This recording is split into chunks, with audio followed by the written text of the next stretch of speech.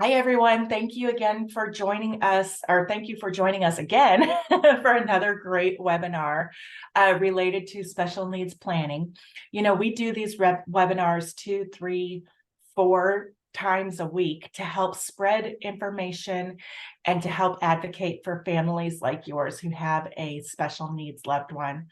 Um, a couple of things, a couple of housekeeping items before we go on.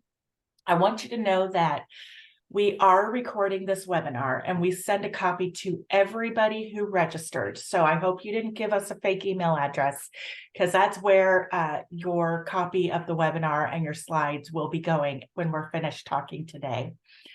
We also put all of our recordings onto our YouTube channel and our podcast. If you're listening on our podcast, and you want this information, you want us to send you the slides, you can email us, contact@cpgcares.net, and we'd be happy to send those out to you.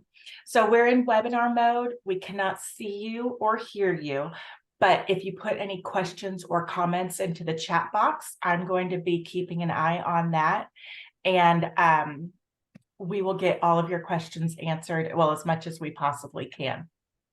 And if we don't get to your question, please feel free to reach out to us afterwards. So today, if you'll go to the next slide, Shemica, we've got Shemica with us, Shemica Allen. She's going to be talking about IEP meetings and everything you need to know to get started back to school this year. I just wanted to quickly let you know who I am. I'm Michelle Morris. I work with Consolidated Planning Group. We are a holistic financial planning firm that focuses on helping families with special needs loved ones.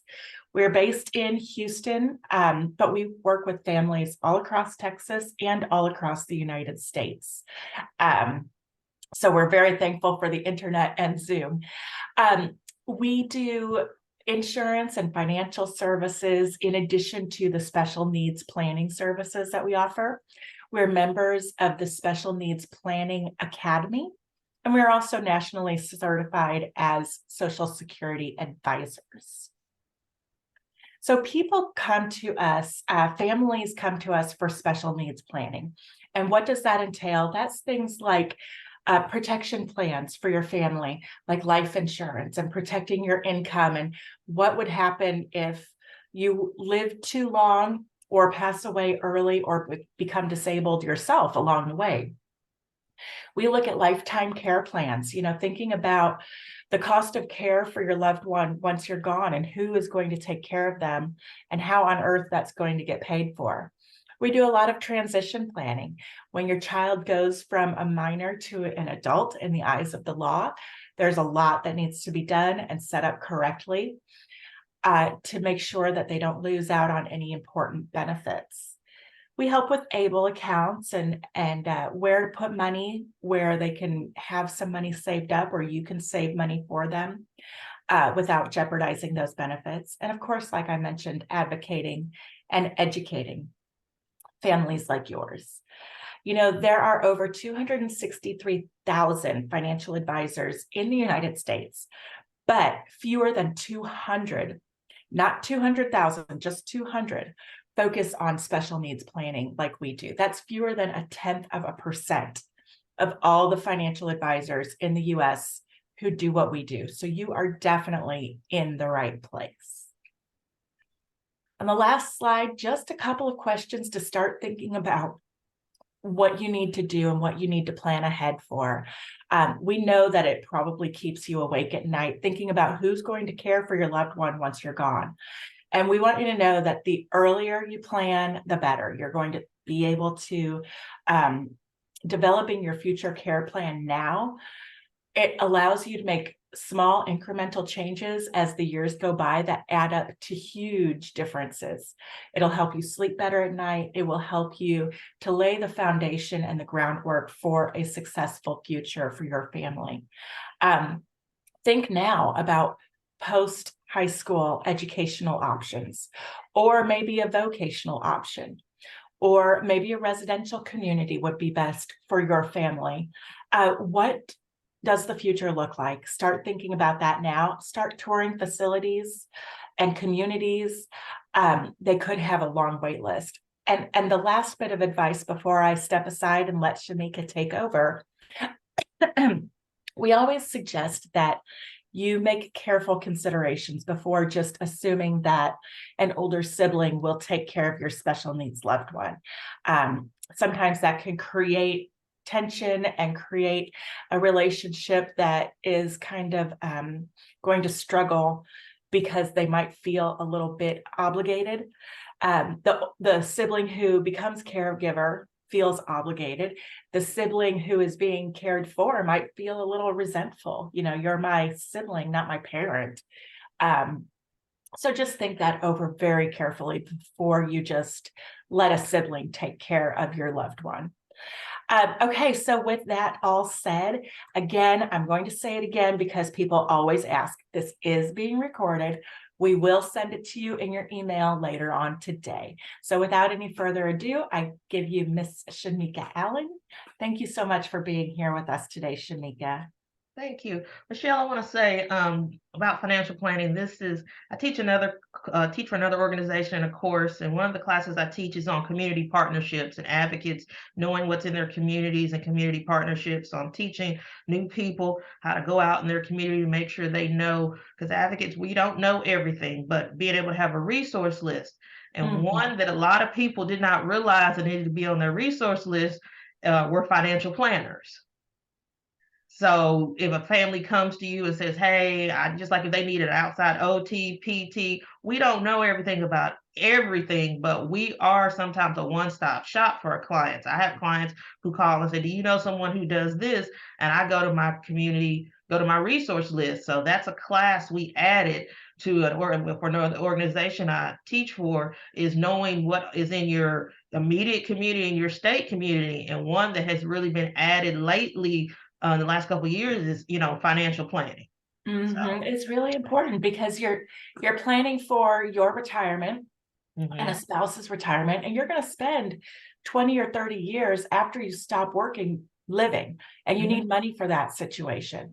But then when you have a child who might not be able to work or live independently, you're going to have to pay for their life as well, and they're going to be around for 20 or 30 years once you're gone. So saving for that is almost like a third bucket of retirement money, and people just don't think about that. Yes.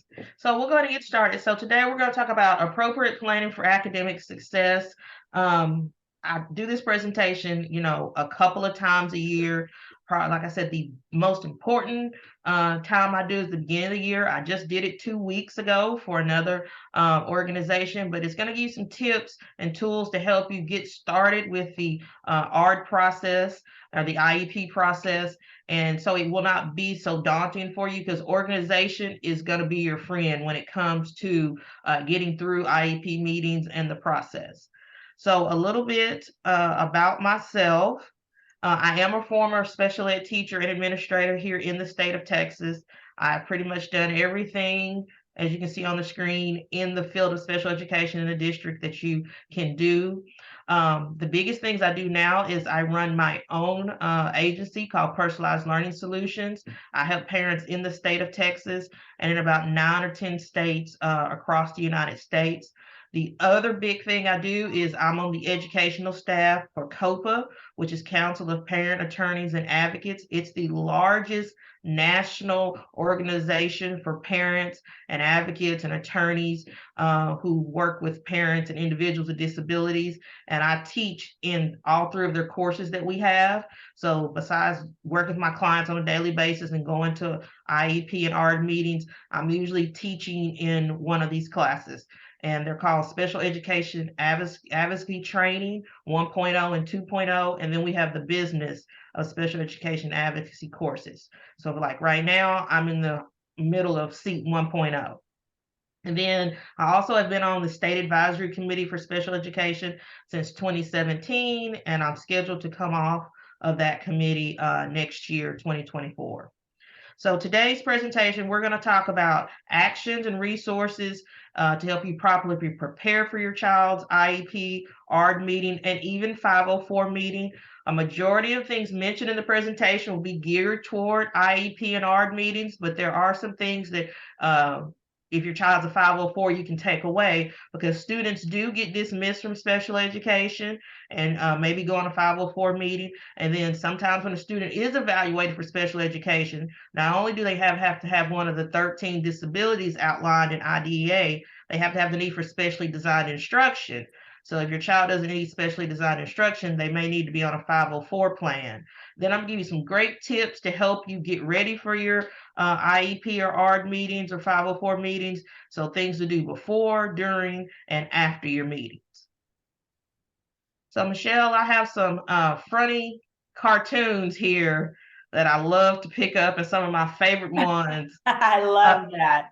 And I feel like this all the time. The one with the camo. I'm prepared. I'm all prepared for the IEP meetings. Cover me. I'm going in.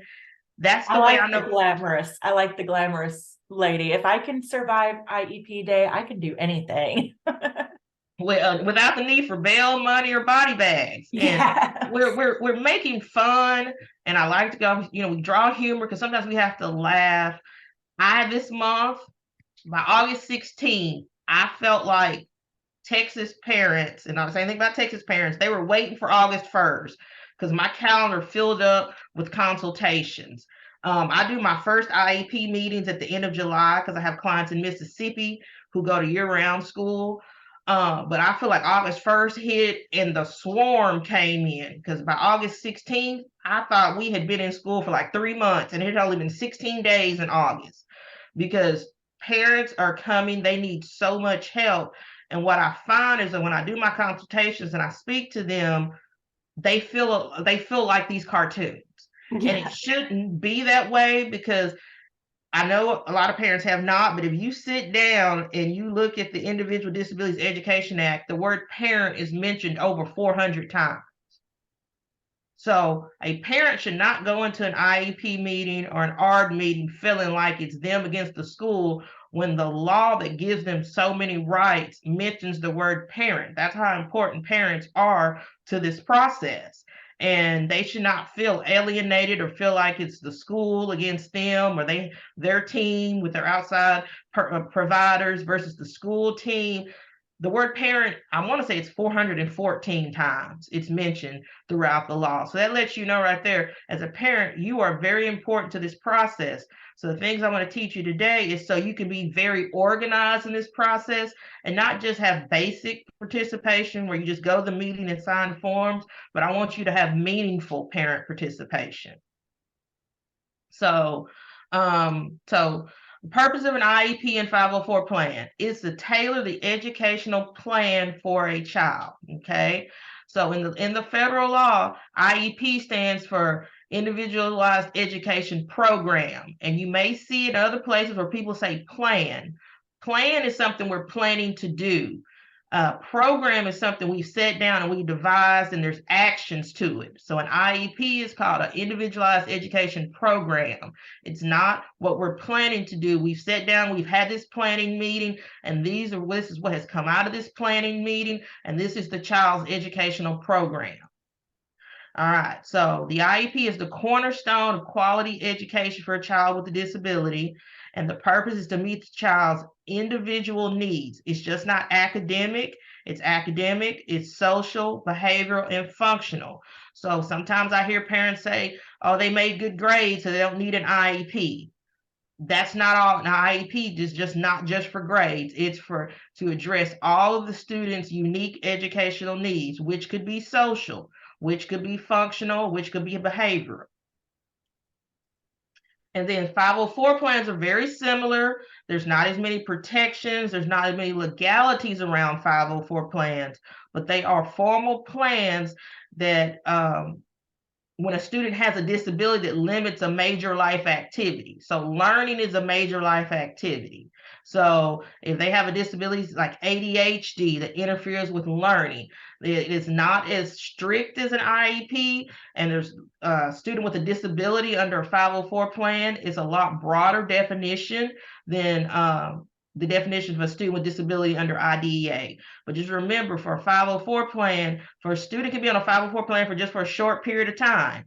I have a client right now whose son broke his leg, and he needs transportation to his front door because he cannot walk 2 blocks down the street to the bus stop. So if he cannot get that transportation, that is a disability right now that's impeding a major life activity, which is learning. So worked it out where a bus is coming, the bus is stopping in front of his house before going to the bus stop. So sometimes 504 plans are for short periods of times, or sometimes they're, a kid has them annually, and they're can be reviewed annually. And remember, the purpose of a 504 plan is to remove barriers and allow students to have access. Individual Disabilities Education Act is an educational law. 504 plan and 504, the Rehabilitation Act of 1973, is a civil rights law. It's about access. So a district cannot say, I've had a district say a student with an IEP cannot be in advanced placement classes. That's discrimination. That's access. So just remember, IDEA is an educational law. 504 plan is about access and a student's civil rights and discrimination. So that's the reason why you will hear people say when you have a problem with a 504 discrimination, you have to go to the Office of Civil Rights. You can't file a TEA complaint, a Texas Education Agency complaint on that, because it's about access. And that access goes anywhere to the lunchroom, on the playground, all of that. So a school cannot deny your child access because of their disability. All right, so let's talk about what you should be doing right now. This is so important. I just got off the phone. I was telling Michelle with a client in a consultation. I'm asking them questions. And the first thing I asked her, do you know who your child's case manager is? So you need to know your child's team. You need to know their teachers. You need to know who's going to be their case manager, who's going to be that special ed point of contact. You need to know all of their service providers. You even need to know the administrator over your, because sometimes schools do alphabet by alphabet, who's going to be the administrator for your child. You need to know your child's entire team, have their email addresses. If they have phone numbers you can know who they are. But the most important person you need to know, who is their case manager. That should be the person who's making sure that your child's IEP progress reports are being updated. And if you have a problem with a teacher, you can reach out to the general ed teacher first. But if you need someone to help facilitate things concerning your child and their special ed services, that's their case manager. So you need to be finding out who those people are now. You need to be making what I call the Bible, the IEP or 504 plan binder or Bible. If you are electronic like me, I have both. For my clients, I have a paper folder because I still need to highlight and make notes. And yes, you can do that online too with a PDF.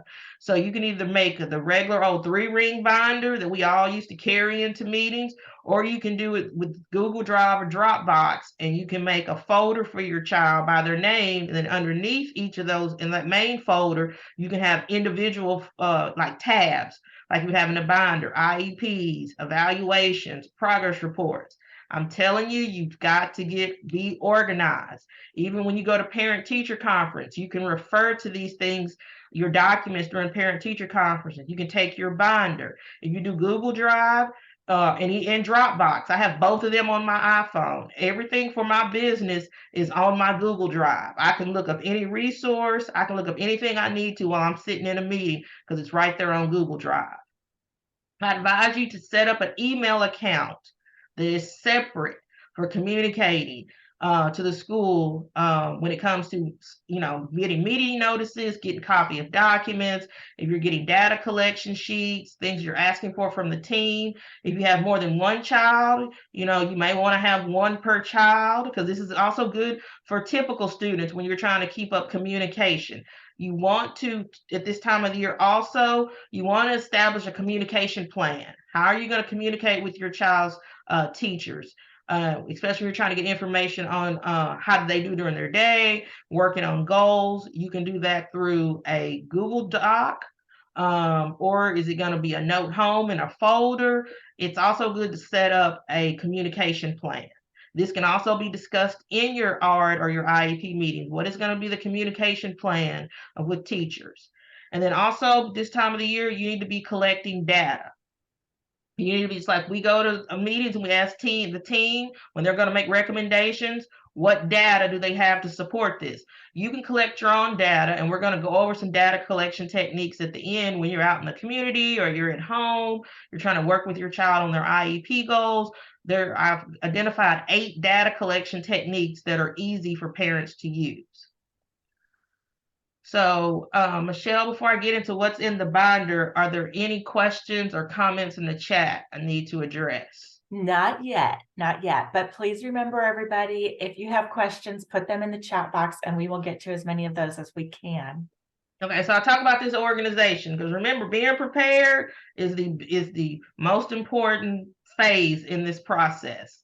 In your binder, whether you do it a 3-ring binder or you do it electronically, and you have folders for each of these things, like under Google Drive or Dropbox, or even box.com.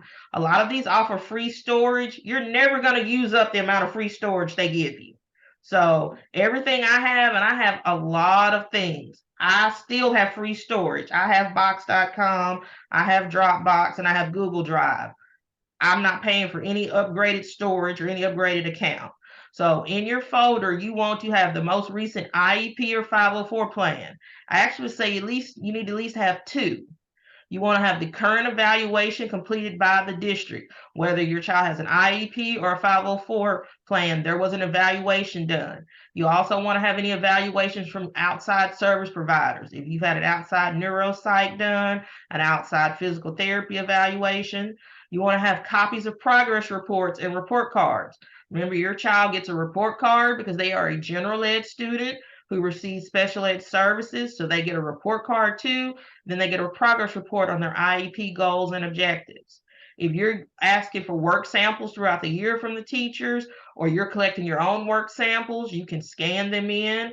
Remember, you have an iPhone, the Notes app is a scanner where you can scan things and save them and put them, print them out and put them in your binder or put them in your electronic storage. If you're doing any kind of data collection on goals or behavior, you'd want to have a tab or a folder for that. We're going to talk about this in a little bit. Vision statement. You want to write your vision statement. We're getting away from that language of a parent input statement or parent concerns. This is a vision statement for your child. Then I also say, just keep these handy. We're still dealing with some post-COVID issues. There are a lot of different documents when COVID first hit that changed students' IEPs. Some states call them distance learning plans. Here in Texas, we call them special education emergency contingency plan. Just keep a copy of that. Just know that that document existed, that your child's IEP was changed at one point from this to this.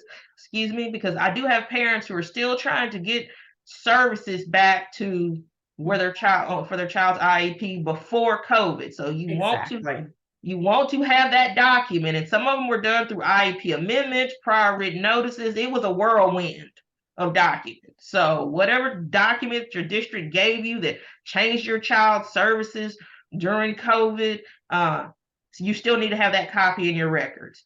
You want to have a parent contact log and a copy of any important emails. Let me say this: if you have a phone conversation with anybody at your child's school, follow it up with an email.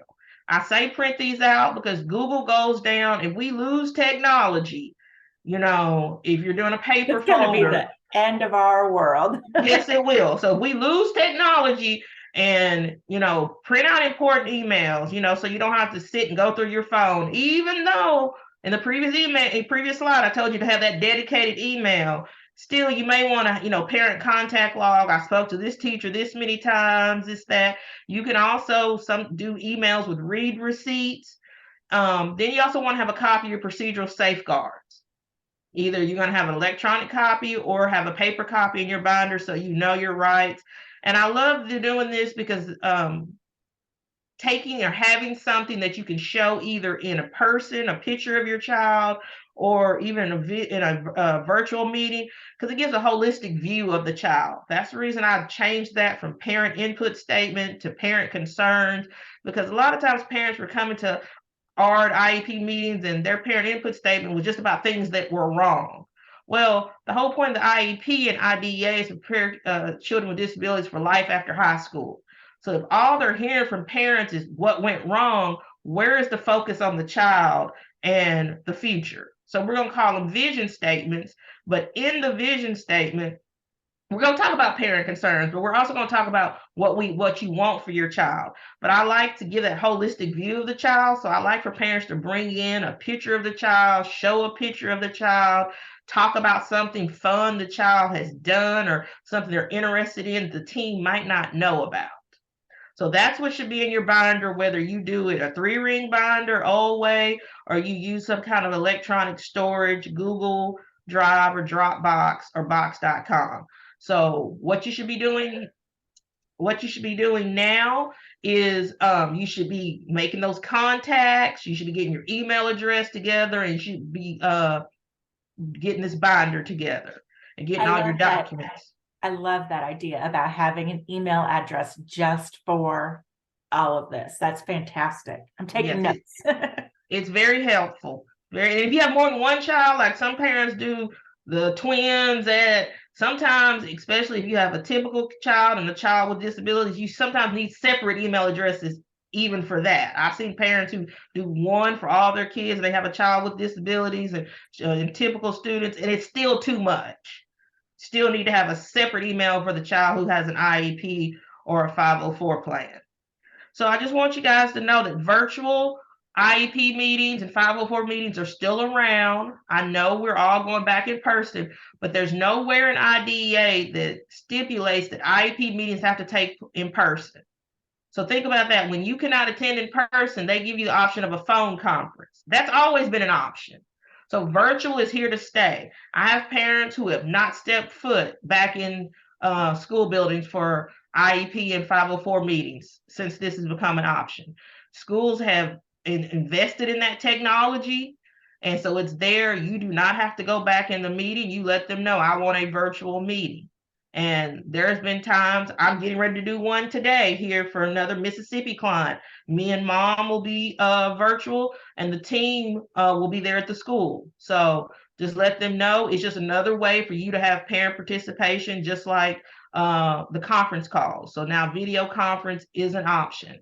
The same principles apply to 504 plan meetings. You can have virtual 504 plan meetings. You don't have to go back in the building, especially if you feel uncomfortable.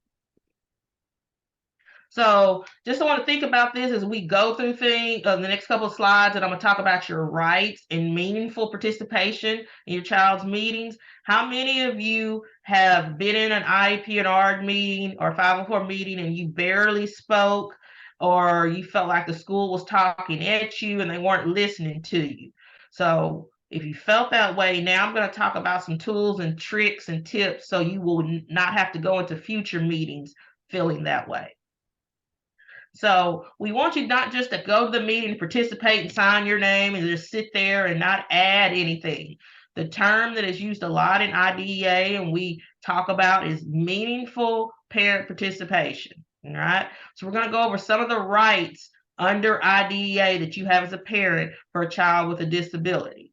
Okay, so this requires more to students who have an IEP.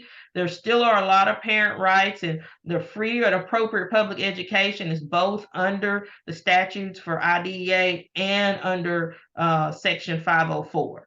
But under IDEA, these are the rights you are guaranteed as a parent, and I'm going to kind of summarize that procedural safeguards packet that you get. You have the right to receive notice.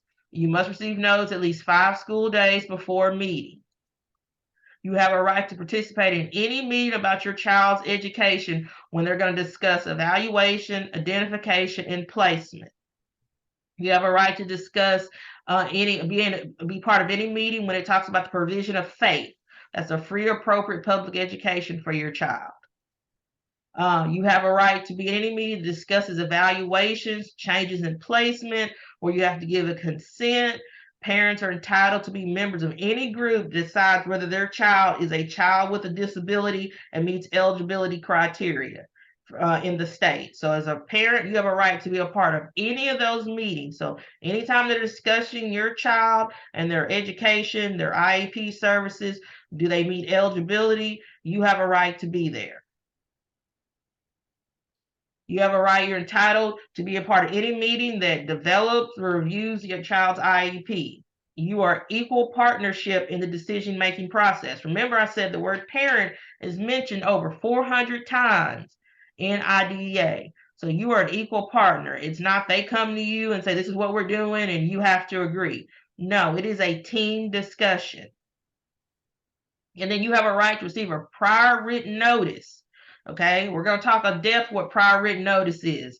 It is the document you get that summarizes what has happened in an IEP meeting before any implementation or changes to your child's IEP.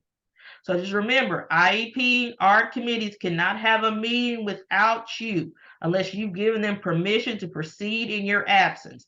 They have to give you, here we do 3 notices in Texas. So if you say you cannot attend, the meeting must be at a mutually agreeable time. They cannot have the meeting without you. Okay, and they have to show documentation, must be in your child's file, that they've tried to reach out and they have tried to get in touch with you. If they don't hear from you and they've sent notices, they don't hear anything, and they document they sent notices, then they can go on with the meeting. But if you marked on notices, I need a new meeting time, this time doesn't work for me, they have to work that out. They cannot proceed forward when you let them know that you need a different meeting date.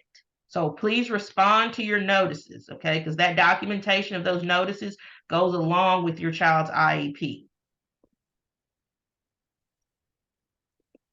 All right, so here's a question. I'm going to get a little interaction right here. Think about your child's past IEP ARD meetings or 504 meetings, or think about what you just know about the process. What's the number one mistake you think parents make when preparing for an IEP or an ARD meeting, or maybe a mistake you have made? So if you put that in the chat, we're going to give just about 30 seconds for that. What is a mistake you have made, or you've heard other people make, or you think parents make in general?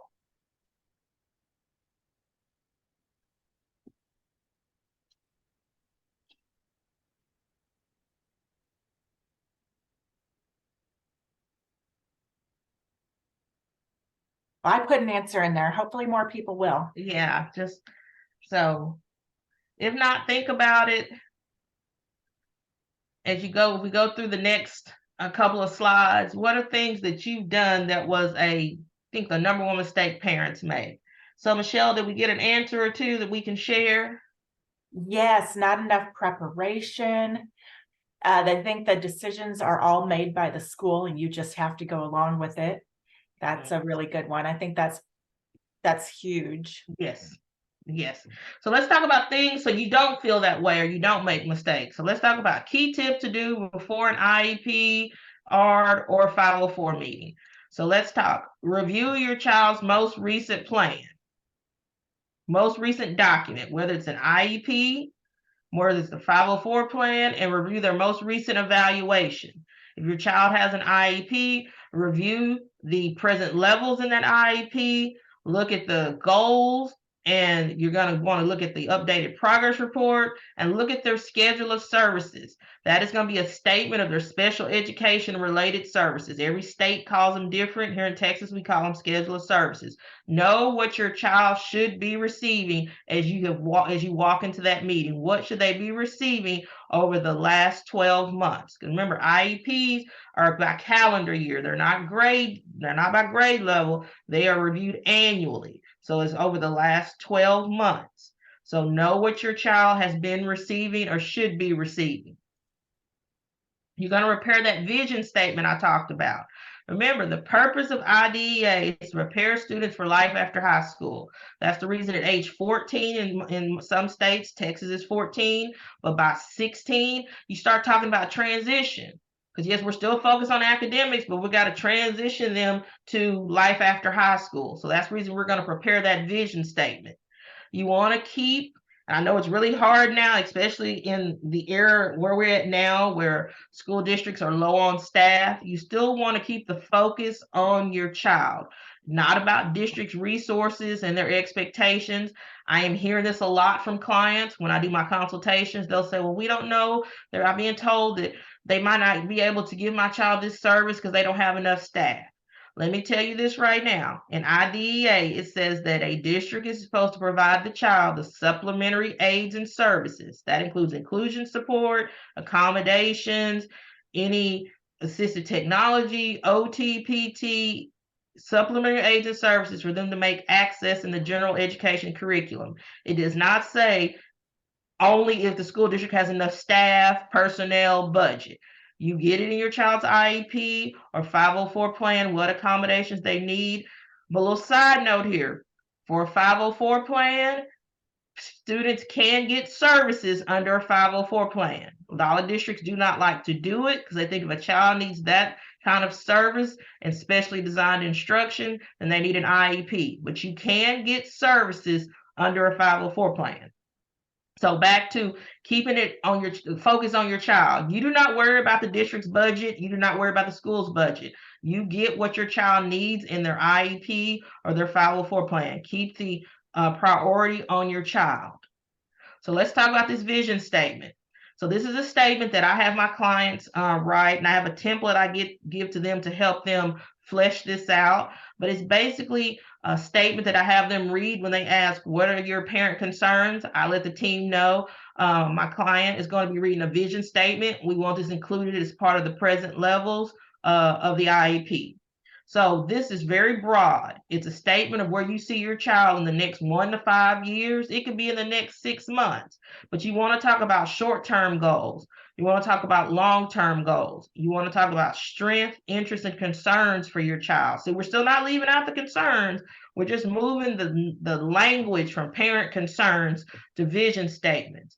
And when I work with my clients, the parent concerns and issues they have, that's the last part of their vision statement. But we talk about everything before that, what they want for their child and what they want to see their child doing in the future. So this helps to let the team know, and it keeps the focus on your child in the meeting. We're not talking in this vision statement about, school resources or anything like that. When it comes to your parental concerns, which is at usually the last paragraph of the vision statement, we talk about things the parents didn't feel went well the previous year, issues with the IEP, things they want to see changed in the IEP, but that is not a majority of the vision statement. It's about making sure they know who your child is and that you have a vision for your child once they leave high school.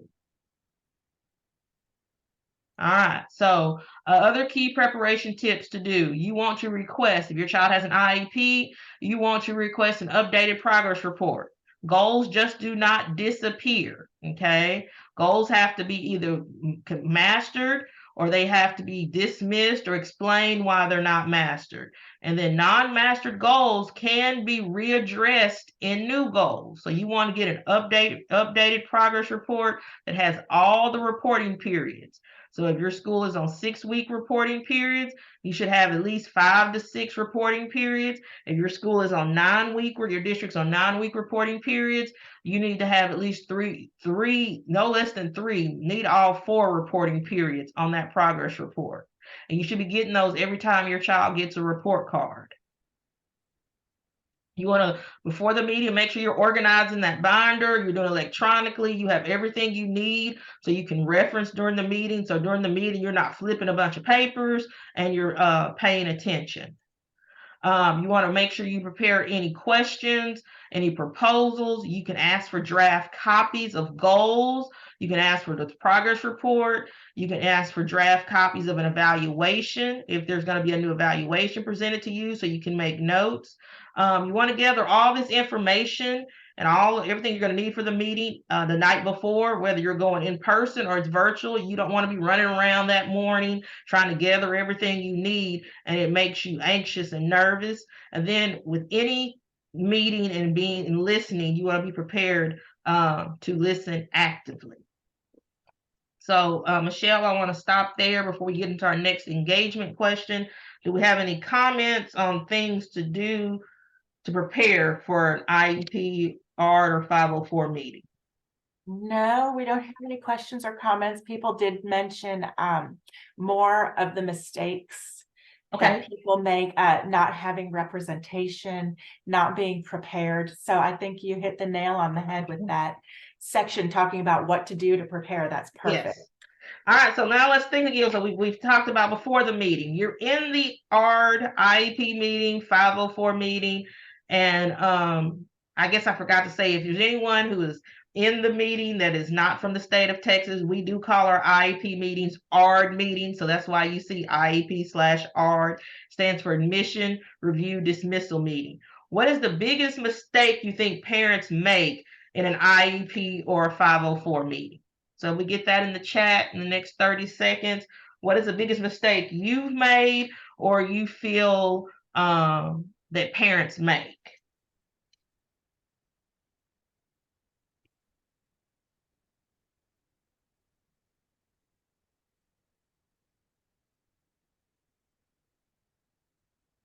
Not asking enough questions about the goals. Ooh, that's a good one. That's a good one. Not asking enough questions, period. That's Yeah, a good one. All right, we got another one. Did I see another one come in? that's the same one. Okay. All right. So let's talk about key actions to take during the meeting. So you've gotten all prepared. You've got everything together. You've gotten your draft documents. You've read them. You got your notes. You got your recommendations. You got everything together that you need.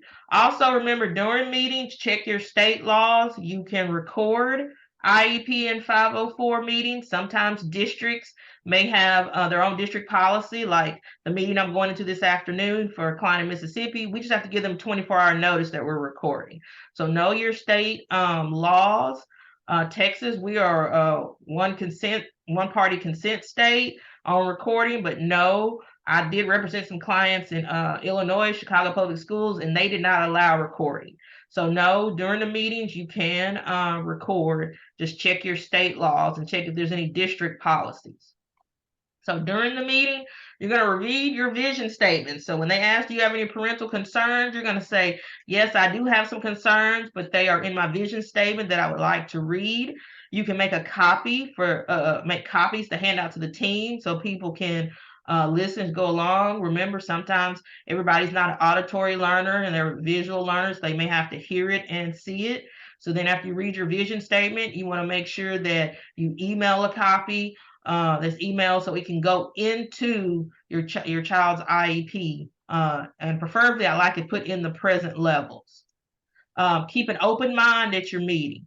Someone said ask questions and seek clarifications. If they start talking to you in the ESY, BIP, FBA, the jargon, the lingo, ask what those acronyms are. Remember to keep the focus on the outcome. The outcome is getting the best IEP for your child that meets all of their educational needs and not the process. Don't focus on personality conflicts you have with staff. You know, it's important to mention what happened last year so things are not repeated. But then once it's discussed and you let the team know that this was a concern, things that happened last year, let's move forward. And so we can develop a plan, a program, the IEP or a 504 plan for your child. Make every attempt to sustain relationships. Remember, once you leave these meetings, these are still educators that are charged with working with your child. Remember, your child's teachers do not have to be your friends. I know we all want everyone to like us, but your child's teachers do not have to be your friends. But we do want to have a positive working relationships because you still want these individuals and these educators to educate your child. So you are your child's best advocate, and there's nothing wrong with advocating strongly. Just do it in a respectful manner. Remember, you're in a meeting. This is a business meeting. I teach, negotiations during ARD and IEP meetings. So we don't want to call names. If you feel you're getting so emotional, you can always ask to take a break. That's not a recess of a meeting. You can take a break during the meeting. Remember, you're going to listen actively because as they're going through present levels and discussing things about your child, you may hear some things about your child that you might not want to hear, but the language that's being used, we need to change our language of what a child cannot do to what they can do, what you want to see them to be able to do in the future. Just remember, you still got to listen actively because there may be things you hear about your child that you might not want to hear. Again, you want to make sure you get measurable goals. You want to avoid generalized goals. Remember, the present level is the start of your child's IEP, which the foundation of that is data. One data source is how did your child progress on their goals? Well, if you don't get goals that are written with measurable terms and action words that where data can be taken, then that data, that's not good data for your present levels. So make sure you get measurable goals. And then again, that parental expectations versus district resources battle. We don't know what the district has. We're getting the IEP that focuses on your child. We don't care what the district resources are. Once it's in the IEP, they have to provide it, or then if they don't, then you can use some of your other dispute resolution options. And know that you do not have to sign the IEP. You can take your time to read over it. You can proof it. A tip I want to give parents, especially when we're doing a lot of these, signing a lot of these for agree for IEPs, online, and you're hitting those little radio buttons. If you disagree with anything in your child's 504 plan or their IEP, write the word disagree and not your name, because sometimes parents will sign their name and check that disagree radio button, and all of a sudden your signature's there and the radio button is changed to agree. Mm-hmm. So my clients, when we disagree, we do not put our signature anywhere. We may write disagree and they will put their initials next to disagree, and then they will check disagree on the radio button, but we do not put their full name on any document that we disagree with. Another thing I want to make you aware of, sometimes parents, sometimes you'll see a sign-in sheet going around in IEP and ARD meetings. That's documenting attendance. Okay, so it will say it just for attendance, but it's not agreeing or disagreeing. But if you disagree, do not sign your name. Put the word disagree, and then you can write a statement explaining your disagreement, and that will trigger another meeting to try to work out that disagreement. I'm just saying, with the age of technology and how those radio buttons can get moved to agree and disagree, and if you sign your name and put disagree, then all of a sudden it says you get the copy and it has your name there and agree. How do you prove unless it's documented in the minutes, deliberations? And now, guys, know, I want to let you know, we're going to talk about deliberations. Deliberations are not required anymore. They have not been in the state of Texas since about 2015. Districts still do them and other states still do them. I don't know about other states, but in the state of Texas, they are not required anymore. So that's why you have to record. If someone wants to thank you for that tip about saying disagree instead of putting your name in that blank, that's a great one. Yep, I've been using it for years, and I've seen it happen. We have seen it happen where a parent's name has been there and they have disagreed, and then all of a sudden that little old radio button or little check mark is now on agree, and it was not documented in deliberations that there was a disagreement, and just like I just told you now, deliberations are not required anymore. Mm-hmm. So that's the reason why you record. If you're in a state where you can, in Texas, or a one-party consent state, let them know you're recording. When you let the district know you're recording, they have to record. All right, so let's go back, keep moving forward. Biggest mistakes. Believe the professionals are the only experts. You're the expert on the child. Professionals in schools are experts on educational plans. They're experts on teaching. They're experts on research-based educational practices, but you are the expert on your child. All requests need to be made in writing. That goes back to having that email address. Anytime you are requesting anything for your child, make it in writing, especially things that trigger a timeline, like for evaluations. Under IDEA, the timeline for the completion of evaluation once a parent makes a request is 60 days. That's not school days. When you see anything that just says days in the law, that is days. That is calendar days. We're here in the state of Texas, we have the 15, 45, 30-day timeline. So you always put request in writing, because sometimes your requests trigger specific timelines that are required by law. So you want to check your state. If you're from another state besides Texas, are there any specific timelines for your state? I did see a hand go up, Michelle. I want to address because I don't know if it addresses. Well, yeah, there's really nothing we can do with a raised hand except remind people that if you have a question or a comment, it's really best to put it in the chat box. Yes, put it in the chat and I'll answer it. Yeah, just that way remember, we can. Mhm. just remember anything in writing, because I know a lot of parents do not know everything. Once you put something in writing, there's so many things when you put it in writing that triggers timeline. And if the school is not following all the procedures and the laws when it comes to IEP meetings and ARD meetings, you want to have that documentation that you've submitted timeline, you submitted your request in writing. All right. Biggest mistake people make is not understanding the prior written notice. We're going to talk about it.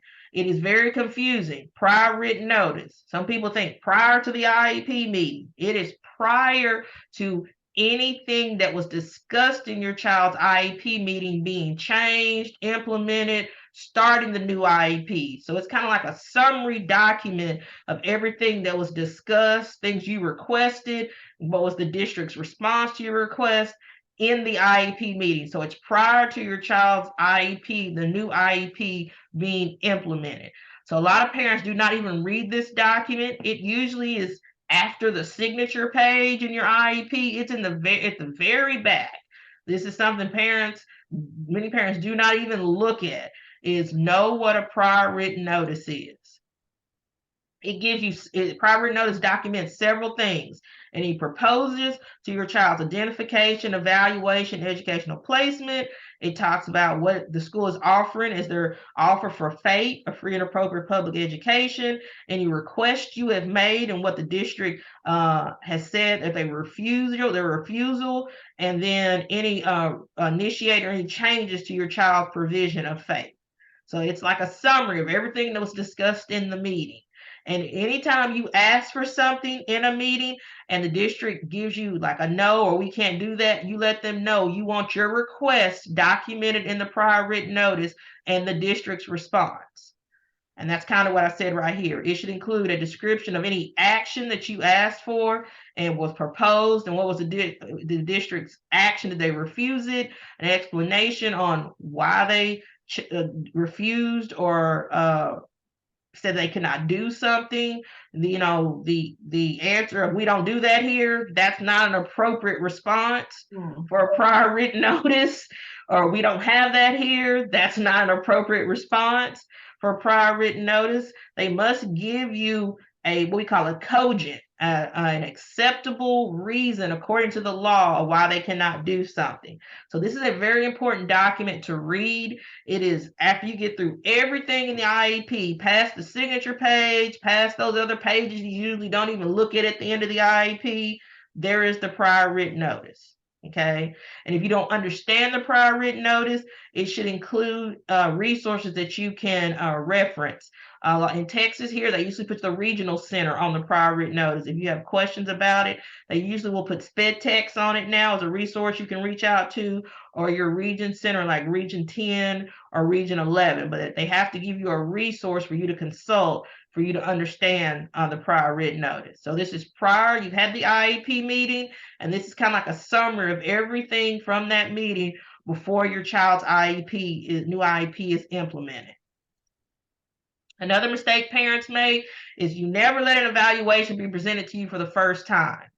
Always ask for a draft copy of an evaluation. If you know your child has been up for an evaluation and the new evaluation is going to be discussed at the meeting, ask for a draft copy ahead of time.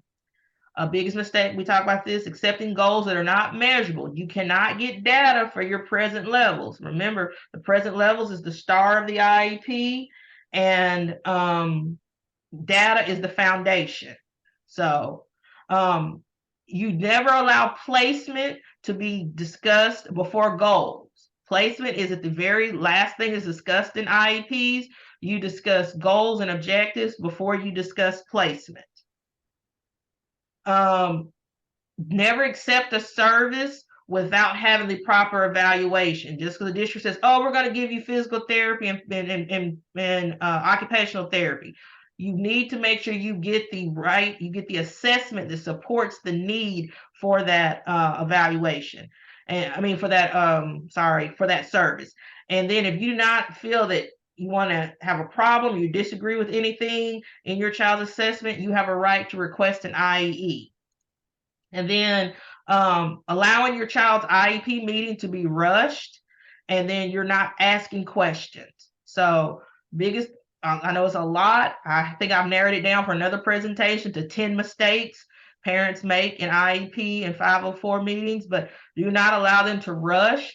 If you don't get through all the required pieces of the IEP, you will have to reschedule, recess, and come back. There is a question in the chat box, and I know we might run over a little bit today, so please, if you can stay with us, do. Yes. What if you're in the ARD and they refuse a service? Can you tell them, okay, we need to have that put on the PWN? Yes. They must say why they received why the service was refused, and what is their reasoning for refusing the service, like their data. Oh, the student doesn't show a need for this by grades, whatever reasoning, but it needs to be documented. You let them know you want to document it in the deliberations, because right now I'm telling you that we're trying to talk about deliberations. They're not required. It started in legislative session 2015 that changed a lot of pieces of the IEP. As many of you realize now, when you go to an ARD meeting, only you and the administrator have to agree. You remember way back in the day, we all used to have to check agree. Only the administrator and the parent has to agree now. That was part of the some of the things that came out of the legislative session that went into effect 2015, 2016. You want to make sure that that's documented in the deliberations, and you also want to make sure that it is documented on the prior written notice. So I want to give a quick, the deliberations are not word for word. They're not a script, but also remember, check your state. In the state of Texas, deliberations are not required anymore. And I had a long meeting, and I had a team that refused to read the deliberations because the attorney got really upset with me and told me, well, deliberations are not even required anymore. So just know, here in the state of Texas, they are not required. I don't see any district who are not doing them. I have not ran across any district who are still not doing them, but they can say they also don't have to read them. So just be aware. Deliberations, if they are read, they should be agreed upon. If there's anything in the deliberations you do not agree with, or you wording you want changed, you ask them to do that. Deliberations and meeting minutes or any other section of IEP should not be altered after the IEP is complete. So don't let them say, oh, we're going to add a few things to deliberations. Once that meeting is done, nothing should be added to that document. Michelle, were you going to say something? No, I just we'll add that in later. No, nothing. People try to play, that doesn't work. Nope, even to the meeting minutes. Nope, even they're rushing and another meeting's coming, and nope, you cannot add anything to after that. That's the reason, if there are deliberations, you ask for them to be read and that they are agreed upon.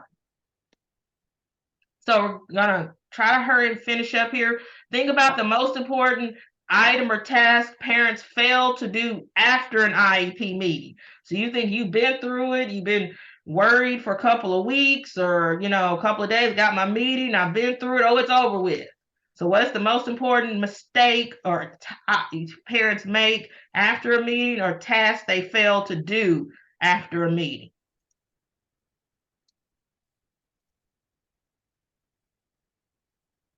How would we know if they add something if they don't give us a copy of that deliberation until a few days later?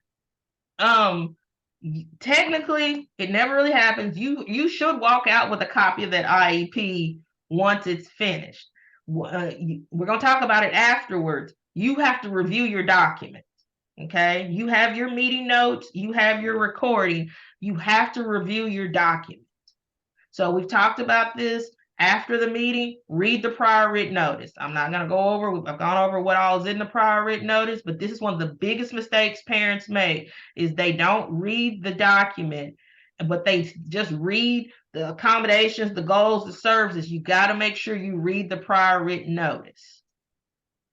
Okay, So after the meeting, as you can see my little picture down here, we're out. This is the way I feel after I get done with clients and come home or virtually. I feel this way myself, but there's still things you have to do. It's not over with. You need to update your binder, check in with teachers. That's that communication plan. How are you going to check in with your child's teachers, their case manager? If there's a problem with anything in your child's IEP or 504 plan, contact a department head or coordinator, let them know things that were discussed are not being implemented. You want to make sure you're getting your child's progress reports. Get them, read them, file them away. If your child is able to talk to you and let you know, ask them if their accommodations are being implemented. Ask to see how their accommodations are being implemented in work samples. And then if there's anything that is a concern with your child's IEP or 504 plan, don't wait until the next annual meeting. Reach out and address it now. I have a parent, I'm doing that with 2 parents right now. The school wants to wait till October. No, we're halfway through the semester. So data collection, real fast. Data collection is integral. Data is the foundation to the present levels. As a parent, you can take your own data. You can do recordings of videos of them completing work. You can do data collection sheets. You can do a portfolio of things. You can record audio, video recording of them reading. You as a parent can bring your own data collection. If you have outside service providers for speech or OT/PT, bring in their data. So just like the schools bring in data to build and implement to your child's present levels, you also bring data. The easiest things for you to utilize are audio, video recordings, data collection sheets, things like that. On my website, which is personalizedlearningforall.com, you can download the 10 tips for successful IEP meeting. Then I have what's called IEP at a glance, IEP snapshot, where you can give teachers like a 1-page document about your child. Here is all of my contact information. I do have a parent Facebook group called Special Education IEP and 504 Plan Support Group that just discusses IEPs, laws, evaluations, 504 plans, all of that. Facebook, Instagram, and then I know Michelle has a few other slides she wants to go over with some of their services. I do, but I want you to just go ahead and skip to the last slide with our QR code. And I'm just going to tell everybody that, you're going to receive a copy of these slides in your email later today, and you can go through the slides that we skipped. It's all pretty self-explanatory. I do want you to know that we offer a free consultation where we answer any specific questions you have about special needs planning. We learn a little bit about you and your family and try to answer your questions as much as we can. And then we tell you how we work, what we charge for our services, and that sort of stuff. And I encourage you all to sign up for this. It's no pressure. The goal is to educate you, but we will be reaching out to you to make sure that you're scheduled or your questions are answered. So you might as well go ahead and schedule anyway. And also this slide has links to our YouTube channel where we keep all of these webinars, our Instagram page, podcast, and Facebook. So I'll leave this slide right here. Oh, I want to say one last thing. Same thing with me. If you go to my website, it's all over. It floats, says schedule a free consultation. If you have a question about anything, you think you need assistance, you can go to my website, personalizedlearningforall.com, and it's everywhere. Schedule a free consultation, and you can get on the calendar and schedule a consultation. Same thing, like Michelle said, learning about what your needs are and what we offer and what our services are. And then I'll go back to your slide. Yeah, it looks like we just have a couple more questions. If you want to stay on for a few more minutes and hear about these last 2 questions, if you have to leave us, we thank you for joining and staying as long as you have. So should people waive their 5 days in order to review the IEP or not? No, if you need to review the IEP, you cannot waive your 5 days. When you waive your 5 days, that IEP starts the very next day. So if you need to review it, you do not waive your 5 days. Okay. And then we had a transfer ARD this month, but they want an annual ARD to be in September. What's the best way to address the fact that they don't want to give services because he is in AP classes? I would say the answer to that is data. Well, then first of all, that is the process. Transfer ARD, you come in from a new school, a new district or out of state, there's a transfer ARD, and then 30 days from that transfer ARD, 30 calendar days, not school days, calendar days, there will be an annual meeting. If they are not wanting, just because I had this, I had one of my clients was a colonel from the Pentagon that moved here from DC, and he had a counselor tell him that his child could not be in advanced placement classes because he had an IEP. That is discrimination. They cannot do that. They cannot say a child cannot have these services because they are in advanced placement. It is access to the general education curriculum. So you disagree with that meeting when it happens, you disagree, will trigger another meeting, and hopefully it can be worked out. And if not, then you'll have to use some of your dispute resolution options that are outlined in your procedural safeguards. But that is discrimination. Thank you. That's the last question that we have for you today, Shemica, and I really appreciate you so much for all this helpful information. If you are watching or listening and you have any more questions, please feel free to reach out to Shemica or myself. Our contact information is all in the slides, plus it will be sent to you, and we'll get you to the right spot to get the information that you need. All right. Thank you, everybody, again, for being here with us today. Thank you. Have a fantastic day. Bye-bye. Bye.